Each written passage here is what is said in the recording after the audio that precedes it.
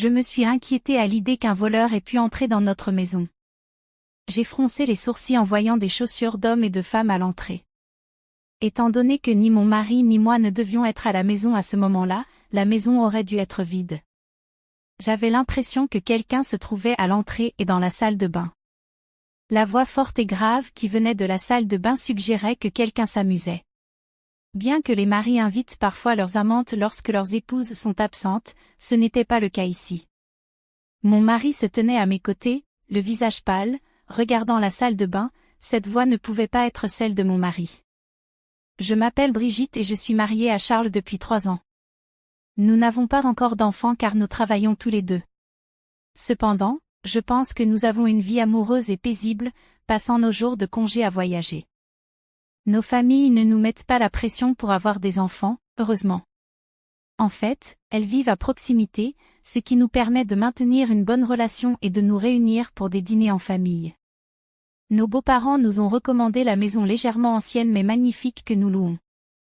En général, nous organisons un dîner une fois par mois, et ma mère et moi préparons le repas, avec du vin que mon père aime et des plats apportés par mes beaux-parents. Ce jour-là, ma mère était venue le matin pour m'aider à préparer le dîner, mais elle semblait inhabituellement silencieuse et un peu abattue. En coupant les ingrédients, elle a exprimé ses préoccupations en disant des choses comme « Avons-nous vraiment besoin de tout ça ? Peut-être que nous n'arriverons pas à tout manger. » Ce n'était pas dans ses habitudes. « Maman, qu'est-ce qui ne va pas ? Nous avons préparé la quantité habituelle pour aujourd'hui, lui ai-je demandé. Elle m'a regardée, surprise, puis a ri. Désolée, ma chérie. C'est que ton père mange moins ces derniers temps, et je m'inquiète. Vraiment ? Papa ne se sent pas bien, ai-je demandé. Mon père est un entrepreneur qui a bâti sa propre entreprise depuis son plus jeune âge, le genre d'homme qu'on appelle un entrepreneur. Il a toujours été concentré sur son travail. Quand j'étais enfant, je me souviens à peine que mon père jouait avec moi pendant ses jours de repos.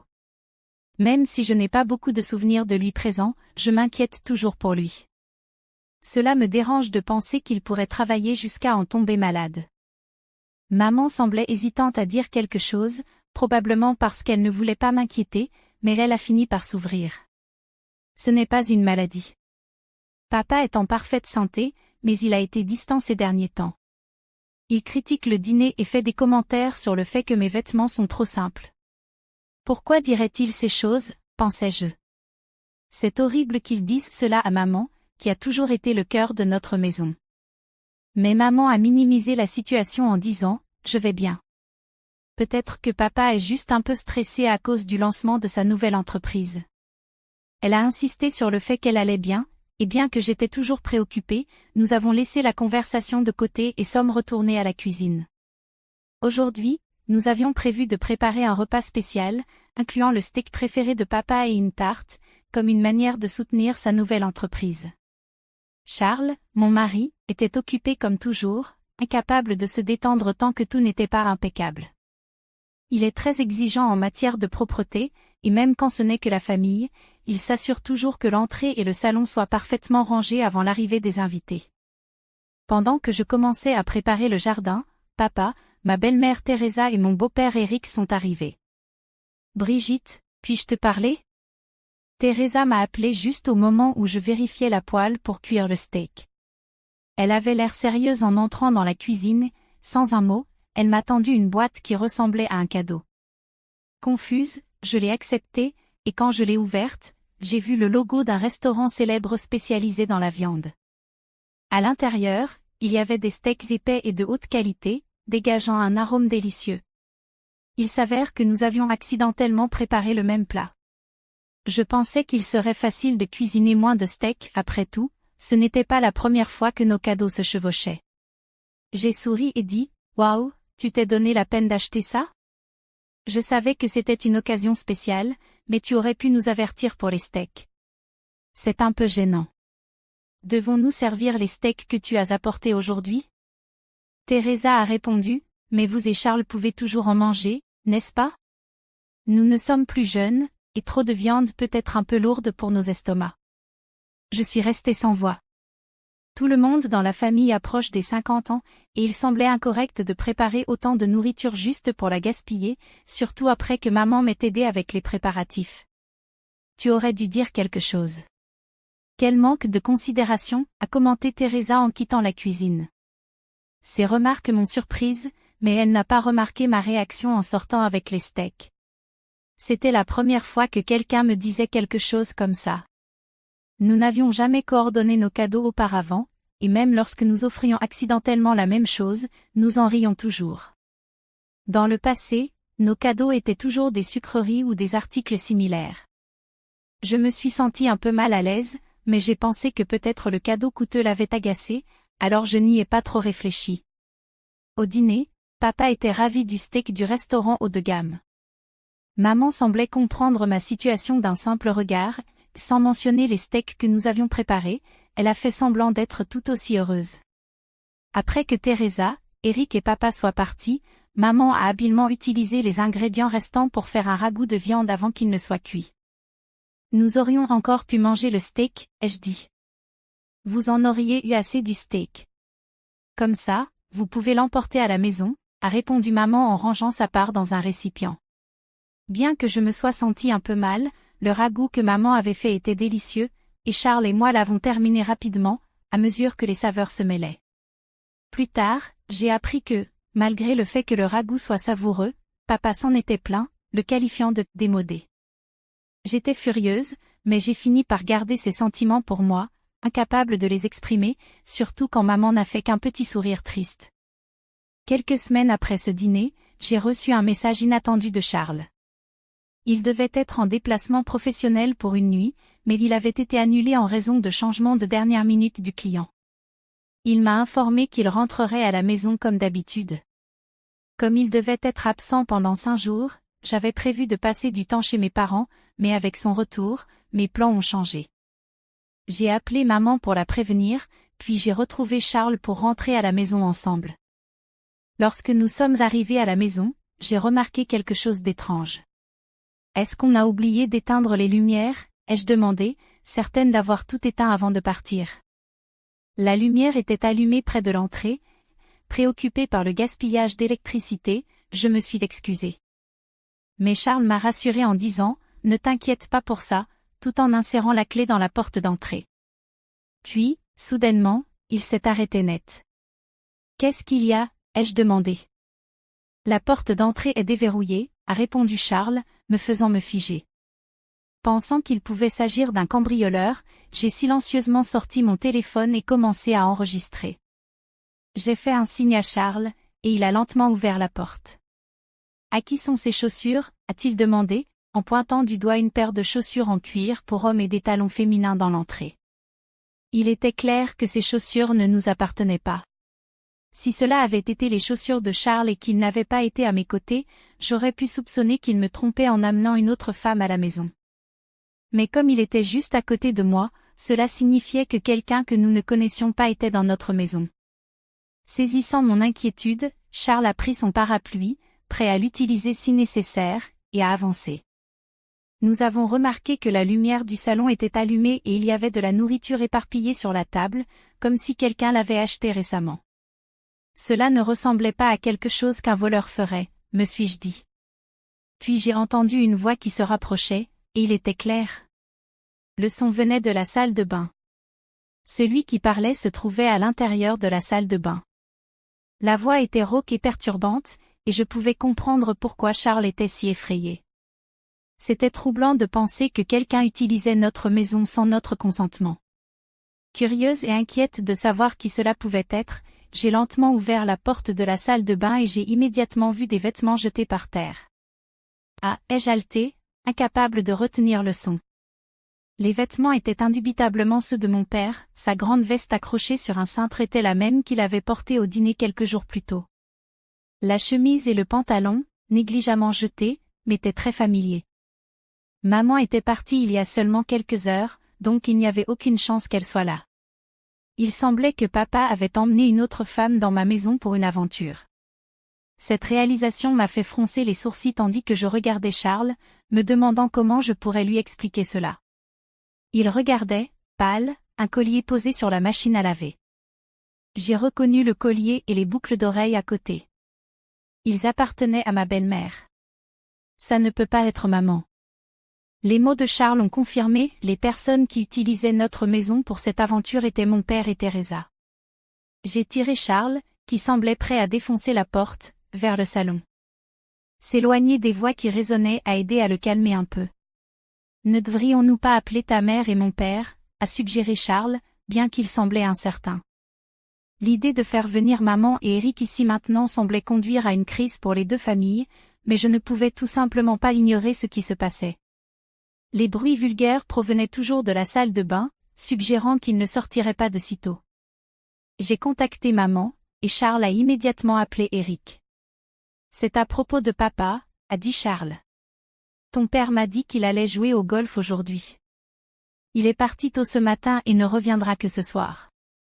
Dois-je lui demander de te rappeler quand il rentrera, a répondu Eric. Il semble que papa soit à la maison, avec Teresa, ai-je dit, incapable de mentionner ce qui se passait réellement dans la salle de bain, mais c'était suffisant pour que maman comprenne la gravité de la situation. Avec une voix tendue, elle a dit « J'arrive tout de suite », puis elle a raccroché. Moins de 20 minutes plus tard, maman est arrivée, le visage pâle, suivie de près par Eric, complètement perplexe. Les voix s'étaient tues, mais nous pouvions encore entendre la douche en marche. Heureusement, les bruits forts qui remplissaient le couloir plus tôt n'étaient plus audibles. « Charles, que veux-tu dire par Teresa est ici ? Je t'ai dit que maman était partie en voyage avec des amis et ne reviendra que ce soir, demanda Eric, rempli de questions. Nous l'avons informé que papa était avec quelqu'un, mais, que ce soit par confusion ou par refus d'accepter la vérité, il évitait de regarder vers la salle de bain. Pris de pitié pour Eric, Charles me fit un signe, et je recommençai à enregistrer sur mon téléphone. Charles ne fit aucun effort pour cacher son approche tandis qu'il s'avançait vers la salle de bain. « Et qu'est-ce que vous fichez dans notre maison ?» cria Charles en poussant la porte de la chambre, produisant un bruit sourd. Les cris de papa et de Teresa furent suivis d'une vive altercation entre papa et Charles. Charles, maintenant debout à l'entrée, marmonna de dégoût. J'ai attrapé une serviette de bain et l'ai jetée dans la salle de bain, désespéré d'éviter de les voir. Je ne voulais vraiment pas voir cela. Derrière moi, maman, ne pouvant se contenir, me poussa et entra dans la salle de bain. Elle repoussa Charles et Teresa sur le côté et, avec une voix que je n'avais jamais entendue auparavant, elle traîna papa hors de la chambre. Eric, rassemblant enfin son courage, suivit maman jusqu'à la salle de bain et tira Teresa dehors. Tous deux remirent en hâte leurs vêtements éparpillés, et en quelques minutes, ils étaient assis dans le couloir avec les cheveux encore mouillés. Nous étions tous essoufflés, y compris moi, nos épaules se soulevant et s'abaissant à chaque respiration. Maman brisa le silence d'une voix faible. « Pourquoi ?» Sa question déclencha les explications de papa et de Teresa. Tout commença lorsque Teresa développa une attirance pour papa. Comme papa est président d'une entreprise, il a des connexions avec certaines industries en vue. Il accorde beaucoup plus d'attention à son apparence que la plupart des hommes de son âge, et même moi, je dois admettre qu'il a l'air élégant et sophistiqué. Apparemment, Teresa tomba amoureuse de papa dès leur première rencontre, séduite par sa prestance. Leur relation commença à se renforcer lors des réunions familiales que nous organisions chez nous. Tentant de se montrer sous un bon jour, Teresa prit avec enthousiasme en charge l'organisation des dîners, se rapprochant peu à peu de papa. Lors d'une de ces réunions, elle trouva finalement le courage de lui avouer ses sentiments. Charles, l'air dégoûté, fixait Teresa. Mais papa faisait également partie du problème. Il fut attiré par Teresa, qui portait un maquillage voyant et des vêtements extravagants, exhalant une séduction féminine en contraste avec maman, qui s'occupait discrètement de la maison. Mais papa et Teresa avaient tous deux leur propre famille. Maman travaillait souvent dans la même entreprise que papa, et les jours de congé de papa, Eric suivait généralement une routine similaire, ils avaient donc besoin d'un endroit pour se rencontrer en secret. Étonnamment, ils choisirent notre maison. Charles et moi avons l'habitude de faire de petits voyages et de séjourner dans des hôtels proches pendant les longs week-ends, ce qui leur a donné, sans que nous nous en rendions compte, une opportunité. Teresa disait, « Ce n'est pas sûr de laisser la maison vide trop longtemps, je vais aller y jeter un œil, comme un moyen de vérifier notre absence. » Elle contactait ensuite papa. Comme nous étions voisins et que nous partagions souvent nos plans sans soupçon, notre maison devint leur lieu de rendez-vous. Nous ne leur avions jamais donné de clé de secours, pensant qu'il était impossible qu'ils entrent, mais il semble qu'ils aient secrètement pris une clé lors de l'une des fêtes et en aient fait une copie. Ils prenaient soin de ne laisser aucune trace de leur présence chez nous. Ils apportaient leur propre nourriture, emportaient toutes les poubelles, ramassaient les cheveux dans le siphon après avoir utilisé la douche et nettoyaient toute humidité avant de partir. Cette fois, papa avait contacté Teresa après avoir appris que j'irais chez mes parents en raison du voyage d'affaires de Charles.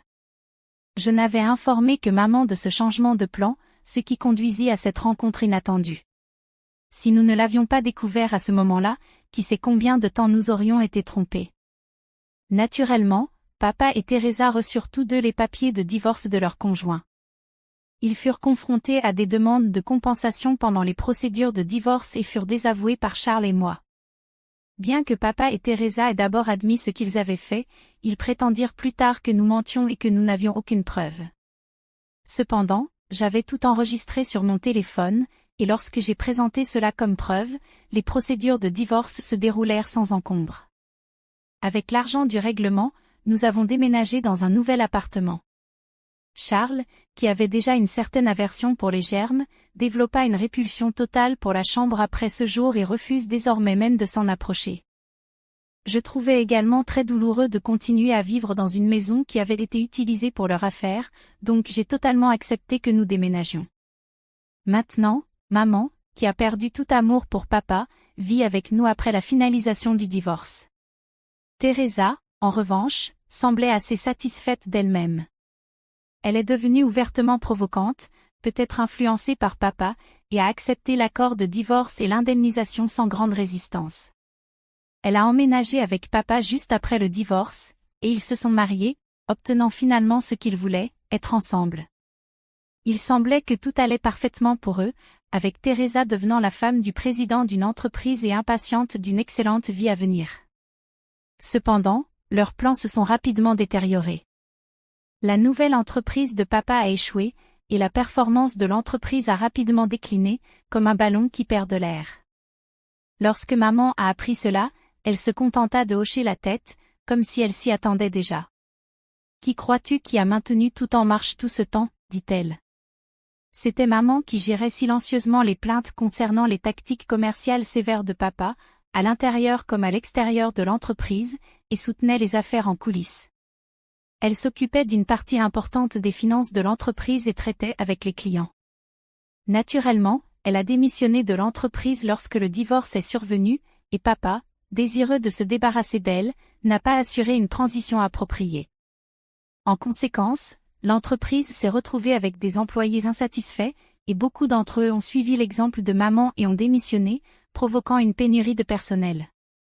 Papa croyait toujours que c'était le devoir de la femme de soutenir le mari, donc il s'attendait naturellement à ce que Teresa prenne le rôle de maman. Cependant, Teresa, qui avait toujours été une femme au foyer, ne comprenait rien aux affaires et n'a été d'aucune aide. Le départ massif des employés, alimenté par le scandale du divorce de papa, est devenu une rumeur généralisée, et les clients ont commencé à se détourner de l'entreprise de papa, citant la mauvaise performance. L'entreprise de papa n'a même pas duré 6 mois et a rapidement fait faillite. La maison et les biens ont été saisis, et ils se sont retrouvés avec une dette importante, y compris des salaires impayés. Ils ont réussi à trouver un logement dans un appartement bon marché, menant une vie difficile. Malgré son âge et son désir d'une entreprise qui le traiterait comme président, papa n'a pas réussi à trouver un nouvel emploi. Naturellement, sa frustration a grandi, et il a recouru au jeu comme moyen de soulager le stress, mais même cela n'a pas suffi. Il a commencé à blâmer Teresa, disant « Rien de tout cela ne serait arrivé s'il n'y avait pas eu l'affaire. C'est Teresa qui m'a séduit. » Sa colère l'a conduit à devenir violent avec Teresa. Teresa, luttant pour survivre avec des emplois temporaires et désespérée pour soutenir papa, est devenue désillusionnée avec lui à mesure que la situation empirait. Il s'enfonçait de plus en plus dans son addiction aux jeux de hasard, gaspillant même l'argent dont ils avaient besoin pour les dépenses quotidiennes. Incapable de supporter les abus verbaux constants de papa, Teresa finit par fuir l'appartement. Elle se retrouva finalement chez Eric, où Charles avait grandi. Charles et moi rendions visite à Eric, qui était devenu un peu reclus en raison de la pression émotionnelle du divorce, donc nous allions souvent voir comment il allait. Lorsque nous avons trouvé la porte d'entrée ouverte, nous sommes entrés pour voir qui était là et avons été accueillis par Teresa. Au début, nous ne l'avons pas reconnue. Elle était tellement différente que nous pensions qu'une vieille inconnue nous parlait. La Teresa, qui était toujours bien soignée, était méconnaissable maintenant, ayant l'air usée. Teresa a essayé de s'excuser et de chercher le pardon pour ce qu'elle avait fait dans le passé, mais tout ce que j'ai pu faire fut de lui lancer un regard amer, trouvant qu'il était très pratique qu'elle demande pardon maintenant. Eric a dû être assez choqué de la voir, mais il semblait un peu ému par le retour de la femme qu'il avait autrefois aimée. Alors qu'il essayait de trouver comment lui demander de partir, Charles, à ses côtés, se coucha soudainement sur le sol, tenant sa bouche. Se souvenant de l'affaire de Teresa dans notre chambre, il ne put se retenir et vomit sur place. Paniqués, Eric et moi avons couru chercher une poubelle et de l'eau, et nous avons entendu les cris de rejet de Charles envers Teresa par-dessus son épaule.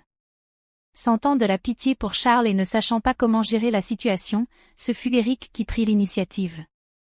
Il regarda Teresa droit dans les yeux et lui dit fermement qu'il n'y avait aucune chance de réconciliation. Pars, dit-il, chassant Teresa avec des mots forts. Teresa semblait profondément affectée par le rejet de son propre fils, surtout en voyant combien cela l'avait malade. Sans dire un mot de plus, elle trébucha hors de la porte d'entrée et s'en alla.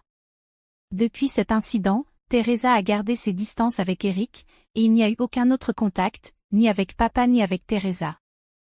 Il semble que nos liens avec eux aient été complètement coupés. Charles a été mal pendant quelques jours, mais il s'est rétabli, et ensemble, nous nous concentrons sur la construction d'un foyer chaleureux et aimant.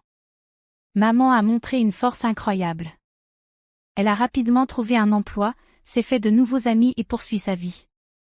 Elle envisage de louer un appartement pour elle-même dès qu'elle aura économisé suffisamment, et j'espère qu'elle choisira un endroit près de chez nous. Quant à Eric, il semble avoir retrouvé un peu d'entrain après avoir adopté un chat errant qui est apparu dans son jardin. L'adoption de ce chat a conduit 2 autres chats à se regrouper chez lui, et il est maintenant connu dans le quartier comme un lieu populaire pour les chats. L'épreuve causée par papa et Teresa a plongé toute la famille dans une situation difficile, mais ceux d'entre nous qui restent ont renforcé nos liens et font de leur mieux pour aller de l'avant.